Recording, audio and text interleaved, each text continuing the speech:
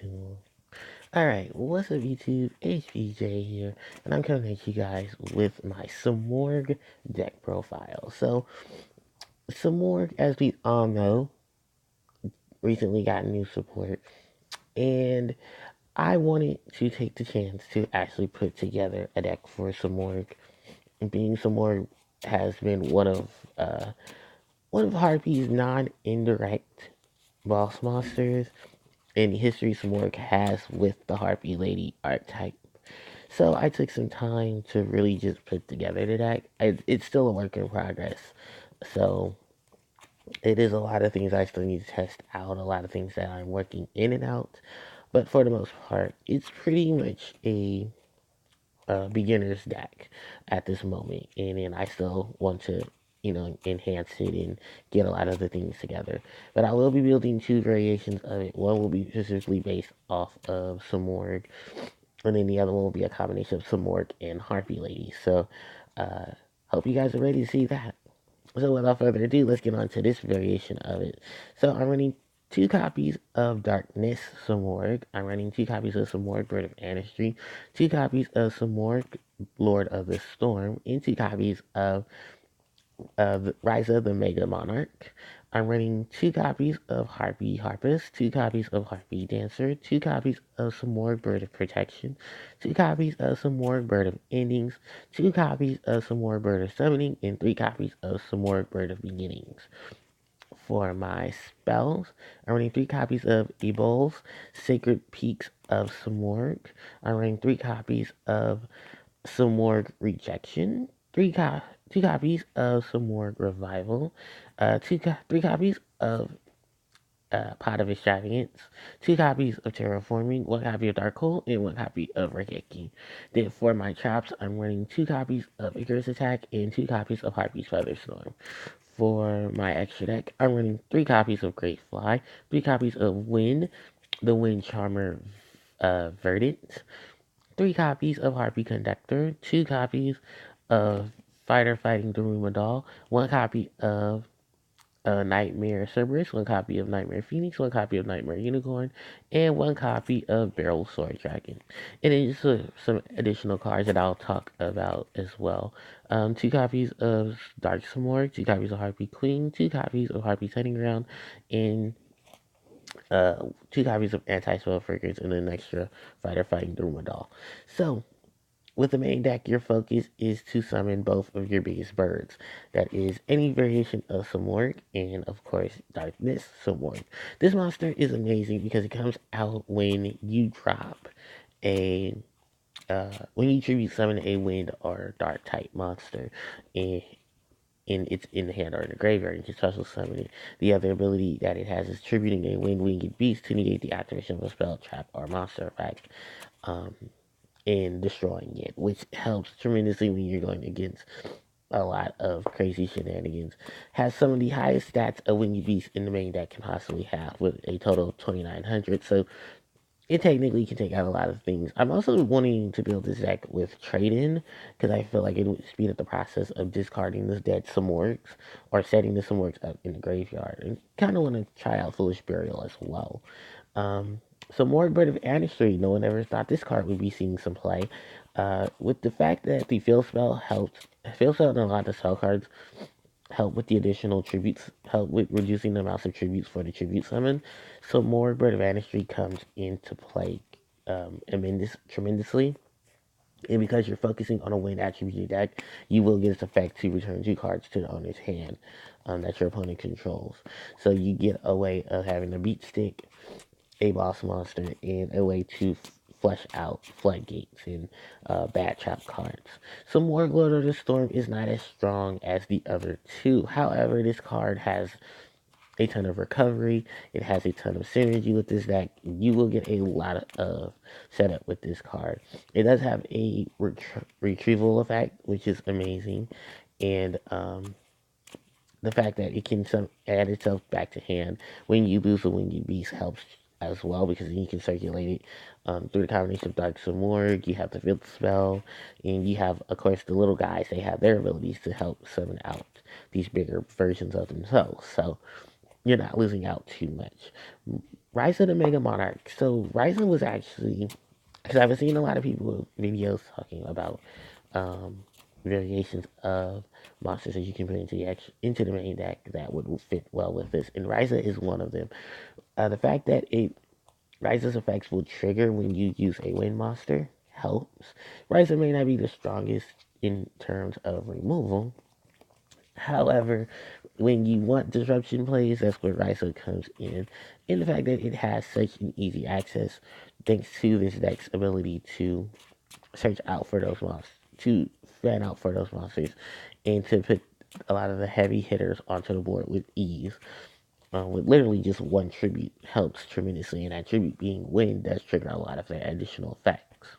Now, as far as the little guys go, I'm running 3 copies of Simorgh at the beginning because this is one of the key cards that gives you that additional normal summon. And then under the field spell, you get the additional less tribute. So you get the process of putting a lot of your big birds onto the board without having to deal with the hassle. Um, all of the Simorgh birds under level 5 have the ability to search summon themselves from the graveyard when your opponent controls no spell and trap cards. So you can easily put them back onto the board and do additional tributes or go into your link monsters. The extra deck might not be prevalent as much as it looks as it is, just simply because this deck really doesn't have its own extra deck monster, so you're really not too worried about that. But I did want to talk of Simorgh itself because of how fragrant is that can be once it starts going off. Some more the summoning is another great additional monster because you're adding some more cards from your deck to your hand. It is a normal summon, so you do lose out on that, but do not fret because, of course, with your field spell in play, you can get that additional normal summon, you get that additional tribute summon, and in this, just the factor of this card being such a great way to search out for cards because it does not specify monster or spell. So you can search out your spells, you can search out your monsters, you can search out the trap card. But I'm not using the trap card because I feel it's very situational trap. Um, so that's why it's not in here. Let's talk about some more Breath of Endings. And this one is pretty much your graveyard setup on a normal summon. I wish a lot of them didn't have the whole force of a normal summon to waste. But like I said, Field Spell and a lot of their own additional effects help put them onto the board. So it's not too big of a waste. But this is pretty much your Foolish Burial, and you can easily retrieve a lot of your cards. So you can set up for Darkness some more and have it set up. Or Dark Simorgh if you're going to play it in your variation of deck. Simorgh Breath of Protections is pretty much spell and trap removal. It does not destroy it, but it does send it back to the hand. Um, it does delay the inevitable, but it does also put a lot of things um, into a slowdown period, so that way you can speed up your deck and speed up your process to put in a lot of stuff onto the board without a hassle. Um, yeah, other than that, this is the only level 4 Simorgh offers, so take advantage of that. Harpie Dancer. So we're going to, like I said, we're going to abuse and play with those spells, and that's what Harpie Dancer is. So we're, bouncing back a wind monster to give you additional summon a wind monster that turn. The one Harpie monster that a lot of people have stopped playing because she was not too prevalent in her own deck has now become more prevalent in another variation of Wind, and it does help out tremendously because of the additional tribute summons and how the spells and traps in Simorgh's lineup work now to give you that additional one less tribute of a monster. So that helps tremendously. And of course, Harpie Harpist, she pretty much only has 2 targets in this deck, and that's Dancer and Bird of Protection. But for the most part, she does help with that return factor. You'll see a lot of it, of course, with Harpie Conductor and Harpie Conductor's effect, because you're going to be seeing her mobility in this deck a lot as well if you're playing Harpie Conductor. Now, as far as the spells go, we need to talk about, of course, the field spell itself. Ebola is the Sacred Peaks of Simorgh. So, all your wind monsters gain additional 300 attack and defense. So, this is just 100 points stronger than Harpie's Hunting Ground. Then the effect that you can reveal a level 5 or higher wind monster, and then for the turn, you can almost summon a winged beast with one less tribute, even if this card leaves the field. Helps with all of the big monsters that we are playing in this deck. Ryza, so Morg of Anistry, some more Lord of the Storm, and Darkness, some more. Then, of course, if you control a winged beast monster, you can immediately after it resolves normal summon a winged beast. So that's that additional normal summon that you factor in that additional tribute summon. 4. So that way you have one less tribute, you have one less thing to worry about, and all your big birds are coming out to the field in strong force. Simorgh's arrival is pretty much just discard a winged beast to give you two Simorgh monsters with different attributes. So you're pretty much just searching out one of the winged beasts, and then you're searching out Darkness Simorgh or Dark Simorgh. And with Darkness Simorgh's effect, of course, you can get that additional summon and get him to the board and then just start taking out stuff. Because you have these heavy beaters. The other effect, of course, is the banishing this card from the graveyard to reveal a monster in your hand, and then for that turn, monsters with the same name get a reduced tribute for their tribute summon. So that helps with, of course, the bigger versions of the birds, and that helps you um, not have to worry about so many monsters need to be tribute to summon a monster. Let's talk about the most broken spell Simorgh is giving Winged Beast, and that is Simorgh's Rejection. Discard a Winged Beast monster, return all cards your opponent controls in your cell and trap zone back to hand. This is pretty much a one-sided giant Trunade. And every Winged Beast archetype is practically going to be abusing and using this card because of the fact that it return spell and trap cards to the hand. This is not a Harpie Feather Duster, but this is just as close enough to it that if the TCG gets it, of course, we will be going crazy with those.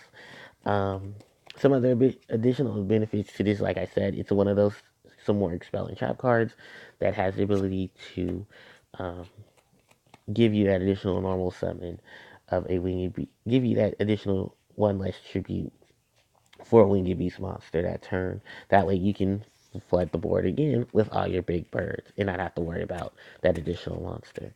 The Pot of Extravagance. This is pretty much because Simorgh does not care about its extra deck. I did just put a whole bunch of extra deck monsters in just because of the fact that I wanted to keep some type of prevalence within the new mechanic. But you do not have to play Pot of Extravagance. I'm going to work in trade-ins and see how that works. And I wanted to try in some other additional cards just because I wanted to have that additional setup. Now, if you're not feeling um, 3, maybe 2 would work out for you. You can put in stuff like Monster Reborn. If you're in the TCG, you can put in a lot of other supportive cards as well.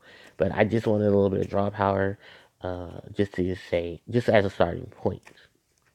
Raigeki Dark Hole are pretty much our monster removal. Terraforming is to search for Ebola's uh, Simorgh's peaks of Simorgh in case your monsters can't get to it. Of course, two of the most generic Winged Beast traps. We're going to start off with Icarus Attack, Tribute to Winged Beast. Pop 2 cards on the field.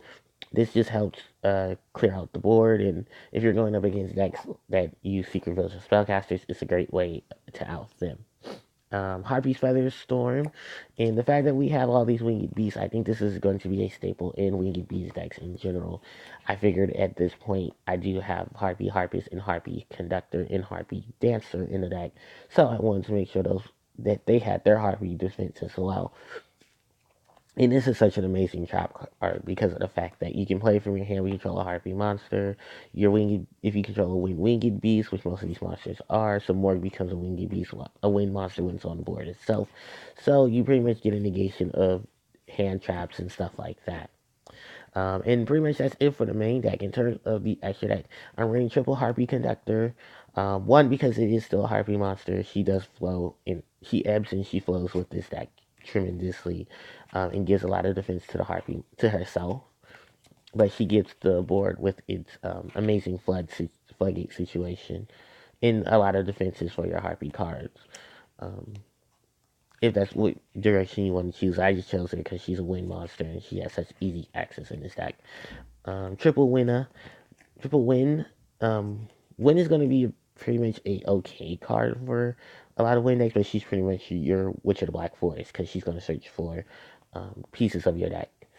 Then triple Great Fly for the additional 500 points of attack and defense, which is never too bad. The Rumor Doll is in sense of recovery and challenge trap destruction.